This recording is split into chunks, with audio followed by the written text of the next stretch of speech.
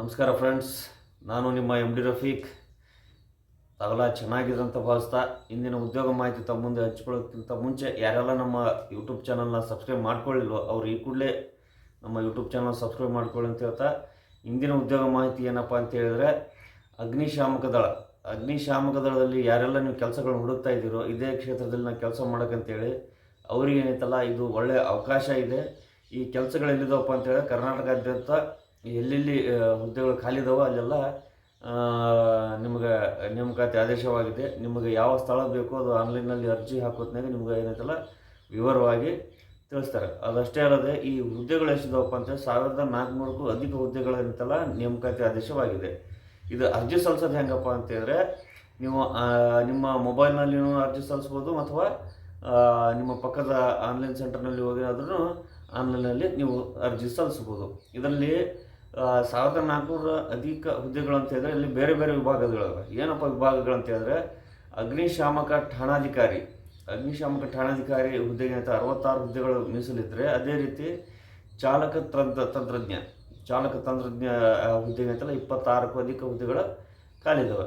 ಅದರಲ್ಲಷ್ಟೇ ಇದೆ. ಮತ್ತು ಅಗ್ನಿಶಾಮಕ ಇಂಜಿನ್ ಚಾಲಕ ಅವಕ್ಕೆ ಏನಂತಲ್ಲ 150ಕ್ಕೂ ಅಧಿಕ ಹುದ್ದೆಗಳು ಖಾಲಿದ್ದಾವೆ. ಮತ್ತು ಅದೇ ರೀತಿ ಬೇರೆ ಬೇರೆ ವಿಭಾಗಕ್ಕೆ ಅಂತಲ್ಲ ಅಗ್ನಿಶಾಮಕ ಅವು ಏನಂತಾರೆ 700ಕ್ಕೂ ಅಧಿಕ ಹುದ್ದೆಗಳ ನೇಮಕಾತಿ ಆದೇಶವಾಗಿದೆ. ಇದಕ್ಕೆ ವೇತನ ಹೆಂಗಿರ್ತಪ್ಪ ಅಂತ ಹೇಳಿದ್ರೆ, ಪ್ರಾರಂಭಿಕವಾಗಿ ಅಗ್ನಿಶಾಮಕ ದಳ ಇಲಾಖೆಯಿಂದ ಏನು ನಿಗದಿಪಡಿಸಿರ್ತಾರಲ್ಲ 33,450 ರೂಪಾಯಿಲಿಂದ ಹಿಡಿದು 60,000 ರೂಪಾಯಿ ತನಕ ಏನಂತಲ್ಲ ನಿಮ್ಗೆ ವೇತನವನ್ನು ನಿಗದಿಪಡಿಸಿದ್ದಾರೆ. ಅದಷ್ಟೇ ಅಲ್ಲದೆ ಈ ಹುದ್ದೆಗಳಿಗೆ ವಯೋಮಿತಿ ಏನಿರ್ತಪ್ಪ ಅಂತ ಹೇಳಿದ್ರೆ, ಯಾರೆಲ್ಲ ನೀವು ಅರ್ಜಿ ಸಲ್ಲಿಸುವಂಥವ್ರಿಗೆ ವಯೋಮಿತಿ 18ರಿಂದ 28 ವರ್ಷ ಒಳಗಿರಬೇಕು.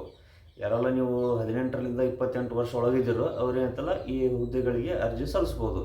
ಮತ್ತು ಅದಷ್ಟೇ ಅಲ್ಲದೆ ವಯೋಮಿತಿ ಸಡಿಲಿಕೆನೂ ಇದೆ. SC ST ಅವರಿಗೆ ಮತ್ತು OBC ಅವರಿಗೆ ಬೇರೆ ಬೇರೆ. SC ST ಅವರಿಗೆ 5 ವರ್ಷ ಇದ್ದರೆ, ಅದರ್ಸಿಗೆ ಅಂತಲ್ಲ 3 ವರ್ಷ ಇದೆ. ಬೇರೆ ಬೇರೆ ಆಯಾ ಕೆಟಗರಿಗೆ ಅನುಗುಣವಾಗಿ ವಯೋಮಿತಿ ಸಡಿಲಿಕೆ ಇದೆ. ಇದು ಹೆಚ್ಚಿನ ಮಾಹಿತಿ ಬೇಕಪ್ಪ ಅಂತ ಹೇಳಿದ್ರೆ ಇದಕ್ಕೆ ಬೇಕಾದಂಥ ಅಧಿಕೃತ ವೆಬ್ಸೈಟ್ ಲಿಂಕ್ ಏನೈತಲ್ಲ ನಾನು ಈ ಕೆಳಗೆ ಹಾಕಿರ್ತೇನೆ.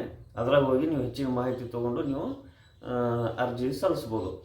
ಅದಷ್ಟೇ ಅದಕ್ಕೆ ಶೈಕ್ಷಣಿಕ ಅರ್ಹತೆ ಏನು ಬೇಕಪ್ಪ ಅಂತ ಹೇಳಿದ್ರೆ, ಶೈಕ್ಷಣಿಕ ಅರ್ಹತೆ 10ನೇ ತರಗತಿ ಅಥವಾ PUC ಏನಂತಲ್ಲ ಉತ್ತೀರ್ಣಗೊಂಡಿರ್ಬೇಕು.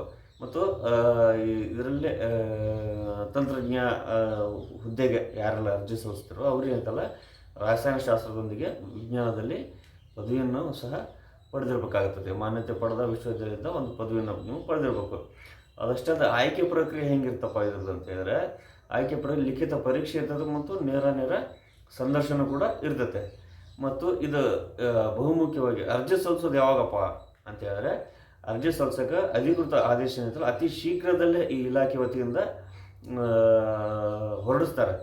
ಅತಿ ಶೀಘ್ರದಲ್ಲೇ ಇದಕ್ಕೆ ಯಾವ್ಯಾವ ದಾಖಲಾತಿಗಳು ಬೇಕು ಮತ್ತು ಯಾರೆಲ್ಲ ಈ ವಯೋಮಿತಿ ಒಳಗಿದ್ದೀರೋ ಅವರೆಲ್ಲ ಏನಂತಲ್ಲ ಇದಕ್ಕೆ ತಕ್ಕಂಗೆ ನೀವು ದಾಖಲಾತಿಗಳನ್ನು ರೆಡಿಯಾಗಿಟ್ಕೊಂಡ್ರೆ ಅದು ಅರ್ಜಿ ಸಲ್ಲಿಸೋ ದಿನಾಂಕ ಅಂತ ಅತಿ ಶೀಘ್ರದಲ್ಲೇ ನಿಮಗೆ ಘೋಷಣೆ ಮಾಡ್ತಾರೆ. ಆ ಅರ್ಜಿ ಸಲ್ಲಿಸಿದ ಘೋಷಣೆ ಆದ ತಕ್ಷಣ ನೀವು ಏನಂತಲ್ಲ ಇದಕ್ಕೆ ಅರ್ಜಿ ಸಲ್ಲಿಸಿ ಇದರ ಲಾಭ ಪಡ್ಕೊತೀರ ಅಂತ ಹೇಳ್ತಾ, ಮತ್ತು ಇಂತಹದ್ದೇ ಉದ್ಯೋಗ ಸಂಬಂಧಿಸಿದ ವಿಡಿಯೋದಲ್ಲಿ ನಿಮ್ಮ ಭೇಟಿ ಆಗೋಣ ಅಂತ ಹೇಳ್ತಾ, ವಂದನೆಗಳು ಫ್ರೆಂಡ್ಸ್.